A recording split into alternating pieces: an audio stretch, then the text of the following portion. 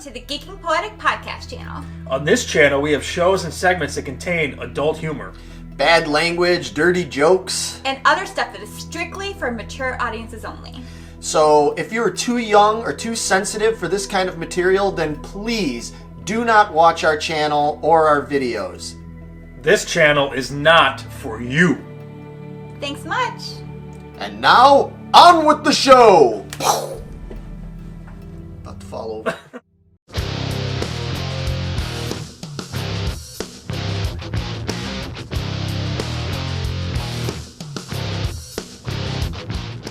Hey everybody, welcome to the Geeking Poetic podcast channel. I'm one of the hosts, Larry Roberts. Over here to my right, your left, is my co-host, none other than Megan Guess. And we are here to talk about, what are we here to talk about? We are here to talk about the first episode of The Falcon and the Winter Soldier. Yep. I've been pretty excited about this as... It's an understatement. Yeah. Anybody that listens to our podcast or watches any of our videos would know. Or if you watched our WandaVision recap series that we did, we'll put a link for that down below. I was talking about how much I could not wait for this because Falcon and the Winter Soldier are two of my favorite characters in the Marvel Cinematic Universe, otherwise known as the MCU.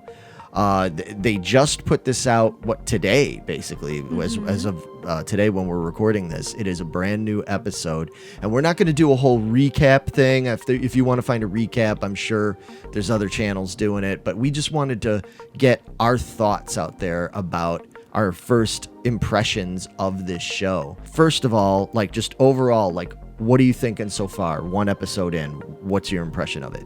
I loved it. Yeah? I loved it, yeah. Yeah. I'm digging it. I have high hopes, as I was saying in our forum on Facebook and stuff, our little group. I was like, please be good, because every trailer I saw just looked amazing, and I really had high hopes for it. This show so far is not letting me down. There's sufficient action. Oh, yes. Lots of action right off the bat. Suspense, yeah. Yeah, in the first 5 minutes, I was just holding on to my seat oh, man, are they going to make it, Right. There's good drama. We're getting some more backstory stuff and everything on the characters, and we're getting some things answered. Oh my gosh, especially after the whole WandaVision thing. We have answers. It's weird. Yeah, exactly. And we enjoyed WandaVision. Oh, yes. But even when it ended, it still was one of those series that it was I don't know, we have as many... What just happened? Yeah, we have as many questions now as we did going in, if not more. This is actually giving us some answers, which is refreshing. But yeah, there's going to be spoilers. I guess you always yell at me let them know there's spoilers. My dad was trying to give me spoilers today. I was like, no, don't say anything. Oh, he had already watched it, huh? Yes. Yeah, see, I actually waited until this afternoon. I was shocked. Yeah, that I waited because I am Mr. Spoiler. Yeah. No, I waited and everything. I just didn't. Yeah, I didn't want to. I wanted it to be fresh for when we talked about it now and everything. Yeah, so there's going to be spoilers. So if you haven't watched the episode and you don't want it spoiled, you go watch the damn episode. Come back later. And then come back. We will still be here. But yeah, I mean, first and foremost, let's just talk about the characters themselves. Winter Soldier. So we get to see what's going on with poor Bucky. He's having a tough time. To say the least. Yeah. We're dealing with the fallout of what happens to somebody, not only when you're 106 years old, like Bucky is. Dating's a little weird. Yeah. I loved when he got into that whole thing. He tries going on a date. It doesn't go so well, unfortunately. He's still just kind of getting used to things like the internet and stuff. But, yeah, he's trying to adapt to the normal civilian world, and he doesn't even know how. First of all, he's completely a man out of time, and second of all, he's the Winter Soldier. He killed a shitload of people. He has a metal arm he has to hide all the time, which was really interesting when he went on what that. did he say? On that date, he had circulation problems. issues, Yeah, that's because the right. girl asks him, like, why are you wearing those gloves? And he's, he's just not prepared for any of this. We see that he is going to a government-mandated psychiatrist of some sort. I loved that scene. Yeah. That cracked me up so hard. Yeah. You were saying to me earlier you felt like you could relate to her, huh? Yeah. Yeah, sometimes I'm talking to my students at work and stuff like that, and like I get to see myself that pad of Slamming paper, that- like, all right. If you don't start just being real with me, I'm gonna start writing stuff down. Like, okay, stop with the paper. So yeah, I can relate to that. Yeah. Exchanges like that and some of the other things that happened in this episode, I loved that they took the route that I am always complaining about. They're doing the right thing. They're explaining it. They're using just a little bit of exposition to let you know what the hell is going on. Because that was one of my criticisms of WandaVision, was there were certain things that I was like, all they had to do was literally write this character 2 lines of dialogue, and that would have made so much more sense out of things for people and not made it such a brain fuck, to be What's honest nice, with you. this episode was 50 minutes long as opposed to WandaVision's 30 something. Yeah. Well, 50 minutes with the credits. It was probably closer to like 45. Okay. But still, that's pretty good. That it felt long. It did feel long. Not like excessively long, but it felt like full. Like I was like, wow, man, this is gonna keep There's going. more. There's still more. Wow. Okay. Yeah. All right. Let's keep going. And even with that, it's still really only is just barely setting us up for what's to come. Yes. Obviously, like I was saying, to continue on about Bucky, I mean, his whole thing is that in addition to trying to integrate into normal society, he is trying to make like amends with the people that he wronged, even though it wasn't his fault. I mean, he had no control over what he did back in those days, all those assassinations and stuff, but he lives with the guilt and he has these nightmares. He's reliving them all in his head when he tries to sleep at night. I love the little things like that. He doesn't sleep in a bed. Sleeps on the floor. He sleeps on the floor because that's a callback to, they talk about that. That's the exchange between Steve Rogers and the Falcon when they meet back in Winter Soldier, and they talk about, oh, you can't sleep in your bed, right? Bed's too soft, Oh yeah. So used to sleeping on a cave floor, or with using a rock as a pillow and all that, Right. because military guys and those deep military guys, that's how they live. I thought that was like a really cool throwback. Little nugget. Another really cool like little throwback that they threw in there was that we got to see the bad guy, the French terrorist guy from the beginning of Winter Soldier. He is back. Georges Bactrock, or whatever his name is. Yeah, so he's this French guy. And if you remember, he went toe-to-toe for a few minutes with Captain America, and he was quite the fighter. Well, now Falcon had to face up against him. And, Yeah, that didn't go so well. No, at least not at first. It didn't go so well. Falcon. That was a really cool fight scene, though. Man. That was so cool. That was, honestly, I think that the whole opening sequence with Falcon and Batroc and his mercenaries and stuff, I think that was like one of the most exciting sequences we've seen, like action sequences that we've seen in an MCU film. Wow. Really? Yeah. I mean, in a different way. I mean, this wasn't the kind of battle like, Thor and Hela going at it or something like that. Or Big battles. This felt like a Bond. yeah, like James Bond or a Mission Impossible Yeah. or something like that. Yeah, that's what's cool about this, is that it does, while it is more getting us back to slightly more traditional stuff we expect from the MCU than what we dealt with WandaVision, it also is still something a little bit different. But I mean, that could kind of be said about all of the well, at least maybe not the first Captain America movie, but like Winter Soldier and Civil War. That was what was cool about those movies, was they weren't just your typical superhero type movie. They felt a little bit more like those espionage films. And that's why, like, I mean, Winter Soldier is, God, One man. of your favorites. Oh man, yeah, that's it. Until like Infinity War Endgame, I mean, Winter Soldier was my favorite MCU movie. So yeah, you said when you watched that sequence in the desert and stuff in the beginning, that was had you on the edge of your seat. Yes. Yeah, that was incredible. Yeah. Going through all those Caves and the cliffs and yeah.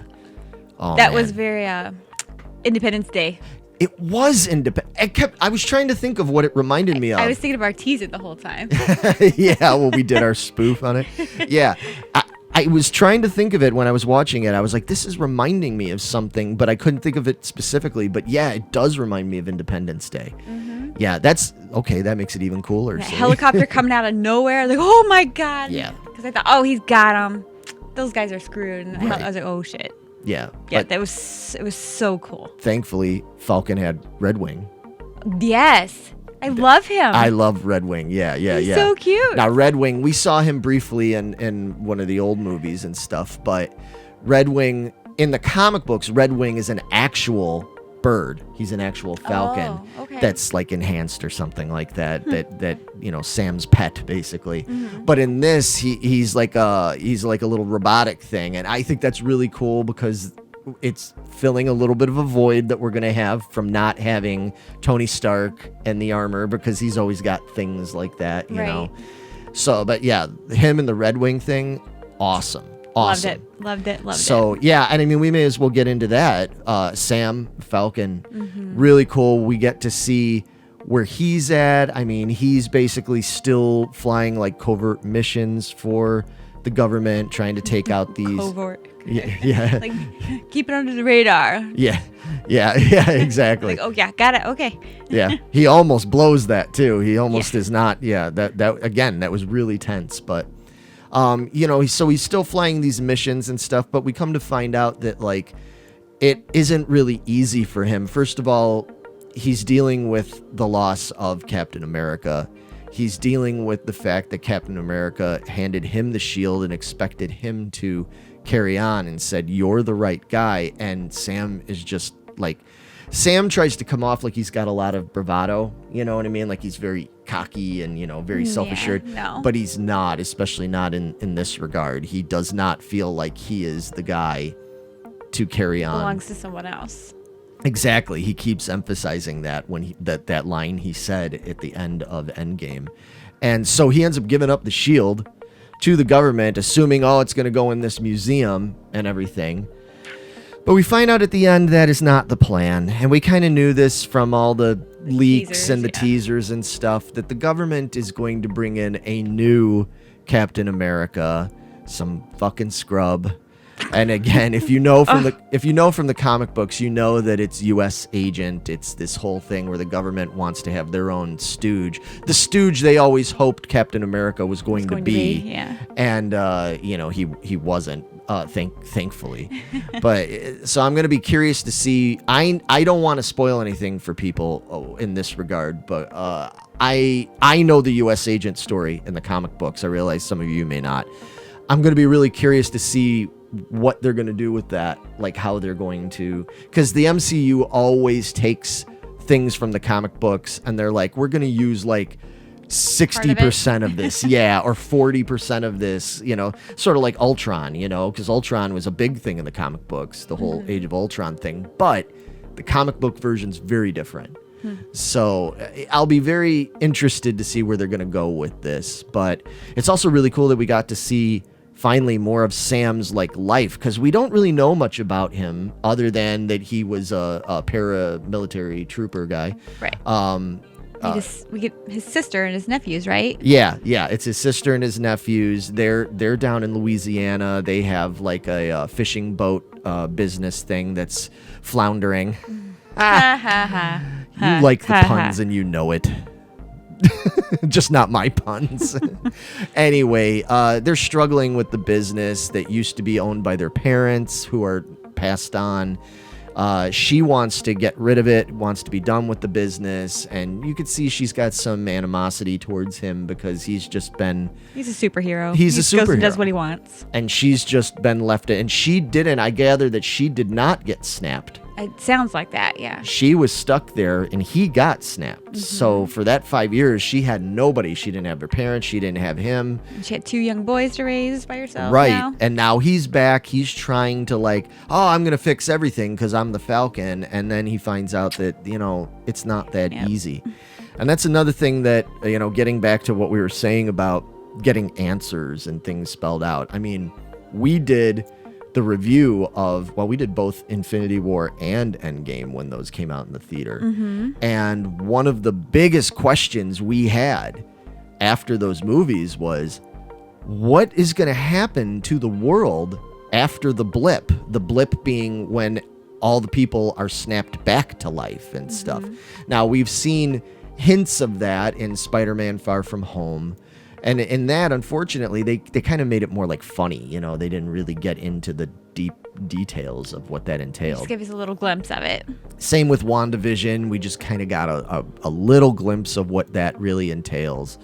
But this is letting us know, one of the things we find out right away is that the world is just turned upside down. I mean, in as much as it's a good thing that people came back, it's also a bad thing because the world moved on.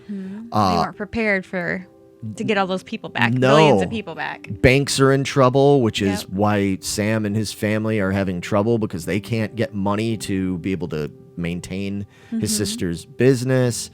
The alliances, world alliances between governments and all this stuff are totally fractured because whole governments disappeared. The biggest fallout from that is that there is a new group out there, a new terrorist group, we presume, called the Flag Smashers. Again, without giving too much away, because this is based on comic book stuff too, is that they hate superheroes. And they basically feel that the world was better off if we would have just left it snapped with half the people gone. And they don't like what bringing it back meant. That's going to be a really complex subject to get into. Yeah. So, but Flag Smasher is actually, it's not a group in the comic book. It is a character. There's a character named Flag Smasher. Oh, okay. Yeah, he's in Captain America 312. I didn't even have to look that up. That's how much of a fucking comic book nerd I am. It's because I remember, because I had a subscription to Captain America back in the early 80s, and I want to say that issue came out, that would have been around 1983, 84, somewhere around there. 84 probably. It was somewhere around there. So what they did is they've kind of adapted it. And we're going to find out more, I think, about who it is. We have this mystery person that's the leader of the Flag Smashers. He seems to have some pretty massive powers. Yeah, exactly. Fast and real strong. Who is he? Exactly. Right. Well, I mean, and that's the other thing is, like I said, this episode didn't even get into all sorts of stuff because we know, for example, that Agent Sharon Carter is going to be in this. We know she's coming back. Can't wait for that. Yeah, you were I love her. I love her. You were really excited about that. I'm really interested to see where that goes. See, now, here's the thing. I would love, personally, and I know there's people that are going to be like, no, it's not right. I would love to see her and Bucky hook up. Really? Yeah. I would love to see that because I feel like if there's anybody that would be good for him, it would be her. Because A, she understands. He doesn't True. have to pretend. He doesn't have What to he's hide not. his shit. He doesn't have to pretend that he wasn't an assassin. He doesn't have to pretend. Like, she fucking gets it. She totally gets it. And she already had her little thing for Steve Rogers, who, you know, not only was that Bucky's best friend and everything, but like another same situation, you know what I mean? So Right, she's right. already kind of dealt with that. So it's not like, oh my God, I don't know how to deal with this. It's like you've already dealt with this to some degree because you're falling for another man out of time. And to me, that felt more creepy and fucked up because Well, yeah. he was in love, you know, yeah, because that was her dead aunt's lover, you know what I mean? Like, so that's kind of weird. I feel like the Bucky thing would be better. Yeah. All right. We'll see. Did I kind of sell you on that? A little bit, maybe. Well, I'm not sure that's where it's going to go. I have no idea. But there's nothing that says Sharon Carter has to have any love interest. I mean, she'll be awesome. Just on her own. She's so incredible. I think there's a lot of promise there for that character and for them to build her up and everything. Yeah. And I'm really curious to see what she's been doing, because we know she's basically been on the run, hasn't she? Basically on the run, and from what little I've read and heard is that she's had a tough go of it and she's not happy. And then another character that we really didn't get to see anything into is the fact that Baron Zemo is coming back, the bad guy. Yeah, he didn't show up yet. Right, the villain. Unless he's this bad dude. Yeah, I'm not sure. I'm not sure about that.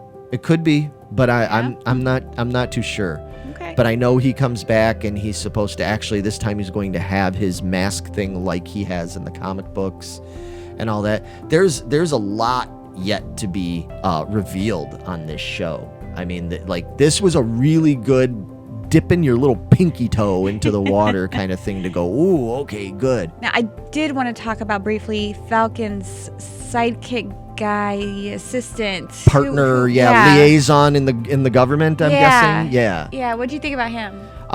You talk about Lieutenant Torres. Yes. Okay. I don't know. It's funny because I think that everything is pointing to that, okay, he's supposed to be like this good guy because he's pointing, Falcon in the right direction and saying, oh, we got to worry about these flag smashers, and we see him get his ass handed to him by that mystery villain and everything, which was pretty cool. I got to be honest with you. I don't know what I think of that guy. Maybe they have him intentionally playing it this way. A little coy. Yeah, exactly. Because I'm like, is this guy going to end up being like a false friend? Like, is he going to be like some sort of double agent? What's with all the recording? Yeah, well, I get that he was supposed to be looking for that symbol of the flag smashers and stuff like that, but it was a little weird. But it was, that and just the way he was talking about it, the way he was going about it, it felt a little baity. I don't know, maybe we're just like, maybe we're a little gun shy, a little sensitive, little shell-shocked after what we dealt with Sword in WandaVision, where it's like, don't trust the government. I don't know. He just asked a lot of questions, like, where are you going next? Who are you talking to? What's going on? Right. Yeah, so I felt the same way. I was a little suspicious of him until he got his ass handed to him. I was like, oh, okay, maybe not, but maybe that's what they wanted me to think. Exactly. I fell into their trap. Hook, line, and sinker. Right. Yeah, exactly. I'm not sure how I feel about that guy. We didn't get enough of him yet. We got a little cameo from War Machine, from Rhodey. Mm-hmm. That was really cool. Loved seeing him. He's another favorite of mine. And you could see, and I have a feeling he's going to factor in a little bit more because I think he's bummed that Sam turned down the opportunity. It seemed like it. Is like, come on, man, like this could have, you could have, yeah, and you could have represented made a real difference. Exactly. Yeah. Exactly. Rhodey knows more than anybody about having the right people in those roles and what that means and stuff. So. One more quick thing. Okay. Because you brought it up, and I want you to bring it up here. Okay. Captain America's shield. Okay. You wanted them to explain where the heck that thing came from. Yeah, I mean, there's still one of the things that isn't answered from Endgame and all that, and I don't think we're going to get any answers anytime soon, unfortunately, but I'm just hoping that we do eventually, is, Cap. Not only is it a big mystery about how, when Cap shows up at the end of Endgame as an old man, and it's like, well, I mean, we know he went back in time and then lived his life with Peggy, but, I mean, that obviously created an alternate timeline, and as part of that alternate timeline, obviously, he wound up with the shield again, because the last time we saw the shield before that, it was in pieces. I mean, it was a fractured bit of itself because of Thanos and stuff. So it's like, where did this shield come from? Like, it's just another thing that I think that I hope, again, after the WandaVision thing, I don't like trying to assume or guess anything anymore.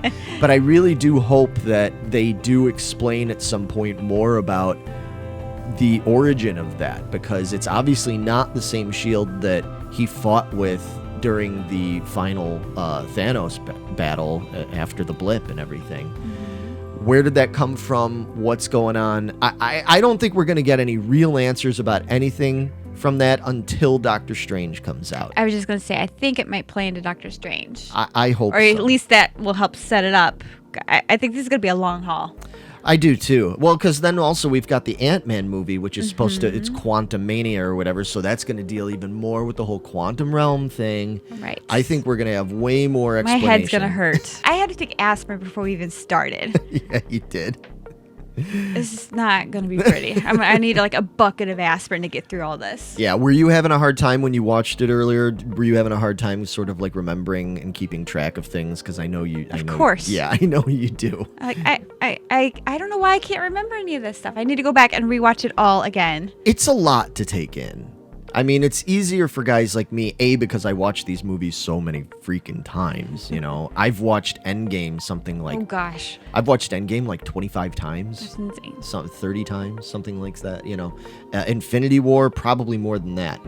You know, Winter Soldier probably is, you know. So between that and my comic book knowledge, because I am a dork, it's, you know, it's a little easier for me to retain this stuff. Plus, I just remember everything for some stupid stuff. Yeah, I guess I did. It was my first round meeting all these characters, and I wasn't able to take everything in. Yeah, some of these movies you've only seen one time, you know, so... Yep, I am not the expert on this. No. At all. But that's what's cool about it, see, because I'm not an expert, but I know a lot about this stuff, and you are... I don't know squat. You're a novice, so that's why, you know, we're giving you guys Get both sides of it. Right, exactly. So you don't have to feel like, oh, you know, I can't relate to what these two are saying because I'm not as into it. No, I mean, we got the best of both worlds here. And we are going to talk about every freaking episode. We're going to do every episode this time. We didn't do that with WandaVision. We kind of... We didn't know enough information. No, it was like, I don't know. Right, but this one we're going to do these episodes. We'll see. We might get Vito in on this. We don't know yet. Our other co-host and friend. I don't think he's watched it yet. He didn't like WandaVision, what he saw of it, so he didn't jump in. But he might be in on this later. We may get nice. Yeah, we might get input from some other people. We will see. But we will be back probably next week or so talking about episode 2 of The Falcon and the Winter Soldier. We want to know what you all think of the first episode, and we very much want to know where you think it's headed. Like, you know, because again, neither one of us are experts, so some people might have some more insights and bring up things like, oh, you didn't catch this or you didn't notice this Easter egg. We both only just watched it once, so we'll see where it goes. Yep. Time will tell, as Meg likes to say. You beat me to it. You stole my thunder. I'm sorry, I stole your line. You could do it next time. All right, we will be back, and take it easy, everybody. Bye.